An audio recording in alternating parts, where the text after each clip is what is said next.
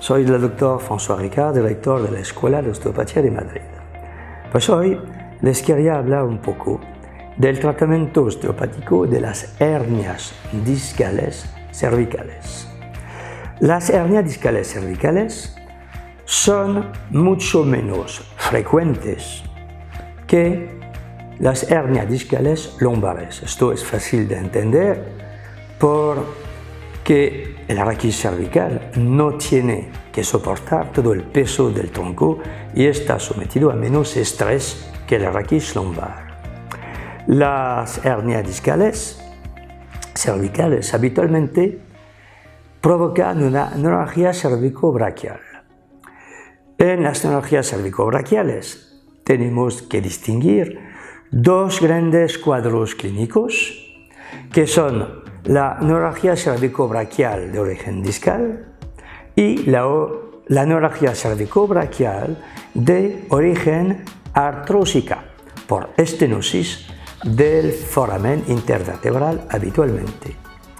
En caso de hernia discal cervical vamos a encontrar los signos típicos que encontramos en las hernias discales lumbares. El medio de diagnóstico es muy similar, los test ortopédicos son muy equivalentes y habitualmente calcados sobre los test que se utilizan para hernia lumbar y otra vez nos es indispensable exámenes complementarios, entre los cuales el gold standard de diagnóstico es la resonancia magnética, la IRM, donde tenemos que hacernos una representación de la posición de la hernia, determinar si la hernia es central, si es paramedial o si es foraminal, lo que va a cambiar, claro, la dirección de las manipulaciones que vamos a utilizar y la manera que tendremos de realizar o bien la tracción cervical o bien la flexión-distracción.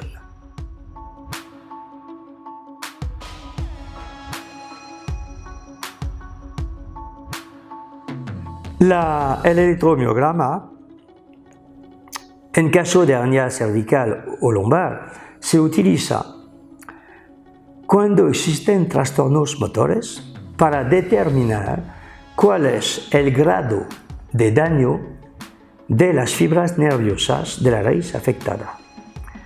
También nos da una idea del estado de las fibras sensitivas y de la capacidad entonces de recuperación del paciente. En este sentido, el electromiograma es un estudio que es importante. El tratamiento es el mismo, muy similar al de las hernias discales lumbares, va a incluir técnicas de thrust que van a ser diferentes en función del tipo de hernia discal.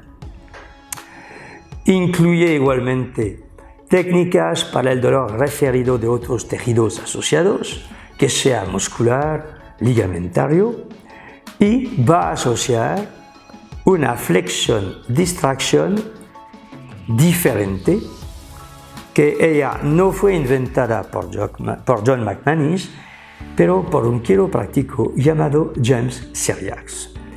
Entonces, ciertas camillas de flexión-distracción de Estados Unidos presentan un sistema que permite, fijando la cabeza del paciente por una cincha y desplazando el cabezal, de realizar una flexión-distracción. La técnica consiste en este caso a tomar un contacto entre el índice y pulgar sobre la vértebra inferior del espacio para fijarla y a desplazar la vértebra superior, el segmento cervical superior, desplazando el cabezal de la camilla hacia abajo o lateralmente, o realizando también circunducciones en una dirección o en la otra, lo que también se puede hacer, claro, en caso de flexión-distracción lumbar. Habitualmente, el tratamiento de las hernias discales cervicales requiere menos tratamientos que el tratamiento de una hernia discal lumbar. Si para una hernia discal lumbar hace falta entre 8 o 10 tratamientos, un tratamiento de hernia cervical requiere raramente más de 5 tratamientos.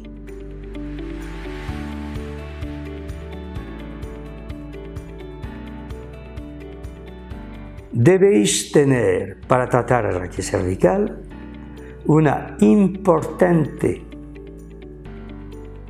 capacidad manipulativa de manipular sin fuerza con parámetros menores, porque recordad que es al nivel cervical que se han producido accidentes por manipulaciones. Que esto, bueno, hay una abundante literatura que habla del tema. Por lo cual, es imperativo que tengáis, además de un buen diagnóstico, y recordar que, bueno, en este video no voy a hablar de los diagnósticos diferenciales, pero que son numerosos o numerosas las patologías que pueden provocar síntomas similares y que no son siempre indicaciones a la osteopatía y al contrario, contraindicaciones. Y esto lo debéis respetar de manera imperativa. ¿Okay? Y globalmente debéis tener mucho respeto al raquis cervical. ¿Okay? Debéis estar seguro de vuestras técnicas. Les agradezco por su atención. Hasta la próxima vez.